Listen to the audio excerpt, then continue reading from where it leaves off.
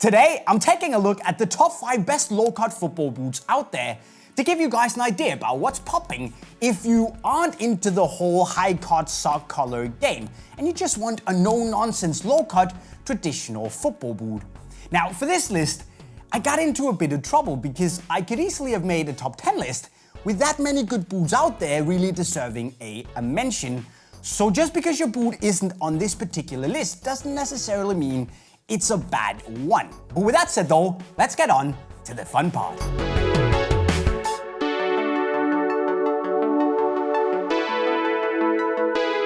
We start off with number 5, which is a Puma Future Netfit 2.1 in low. And yeah, they actually make these in low cut, and quite frankly, they're pretty awesome because what you get is the same as on the high cut Puma Future 2.1s, a very soft pliable upper that really molds nicely around your foot for a high level of comfort. There's also a decent amount of grip on the ball thanks to the texturized upper, and of course, you get the Netfit technology that allows you to get a completely custom and personalized lacing system.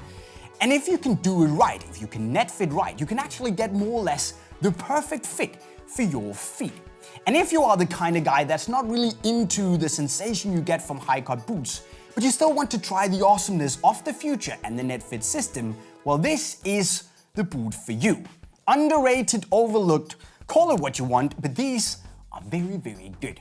Another boot that's pretty overlooked is the new Balance Tekela 1.0 sitting in 4th.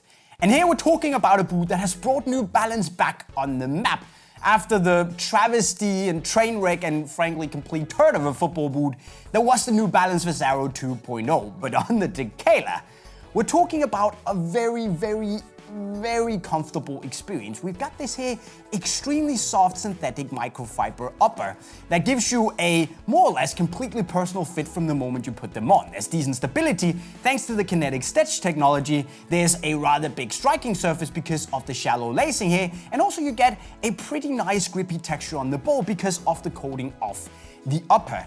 And this is just one of those football boots that I think everyone who appreciates comfort and touch and frankly just good performance will really appreciate. And to be honest, I don't have that much bad to say about them. Apart from the fact maybe that they're a little bit wide. But that's the only thing. Now, 3rd place goes to one of my personal go-to boots, the Adidas X 18.1. Now, why is that one of my personal go-to boots, you might ask? Well, it's simply because it's an all-round awesome boot that just performs extremely well. And while that is a very vague answer, I'm gonna try and explain, because here we're dealing with a rather soft upper that breaks in extremely well and then becomes very soft and also molds really nicely and personally around your foot. There's a very crisp sensation on the ball where it's not too sharp and not too padded. There's a decent amount of stability from the laces, and also you get a very nice transition from boot to foot where the ankle bone is completely free. And on top of that, it gives you that fast speed boot-like sensation, but without the crammed in claustrophobic feel that some speed boots will give your foot. So if you're one of those guys that's looking for a lightweight sensation that's sharp on the ball, but also still relatively comfortable, you might not have to look further than this guy. 2nd place goes out to the Mizuno Morelia Neo II made in Japan, which is one of those boots that I think every guy who's just a little bit into boots, or every boot nerd worth his salt, ought to try at least once in their life. It's actually that good. We're dealing with what is probably the best build quality in the business, and it gives you a comfort level that you've probably come to expect from the very best leather heritage boots. All in all, packed into a package that weighs 185 grams. Now, it gives you a really tight-fitting, lightweight sensation, a very good close but also slightly padded touch on the ball because of the premium sensation of the leather. And then, of course, it gives you some of the best kangaroo leather around. That's up there among the best when we're talking comfort, despite the fact that the Neo IIs only have leather on the toe box. It's actually that good. And I'd wager that if you give these a go, you're gonna wonder why you haven't tried them earlier.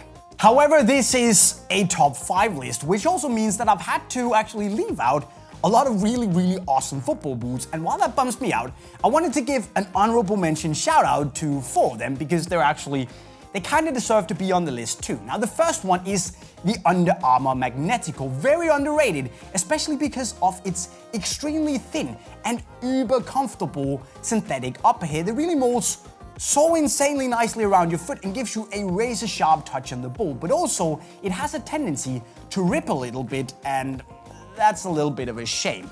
Now, of course, then we also have the Adidas Nemesis 18.1 Messies that gives you an all-round great fit, a lovely touch on the ball, and a really wicked stock configuration.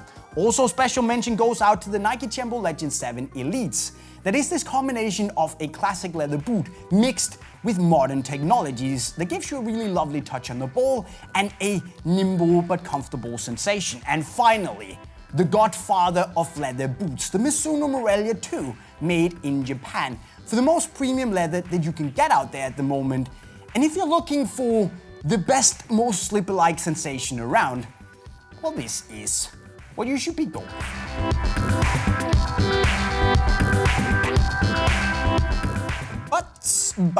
But my favorite low-cut football boot out there is, surprise, surprise, surprise, the Nike Mercurial Vapor 12 Elite.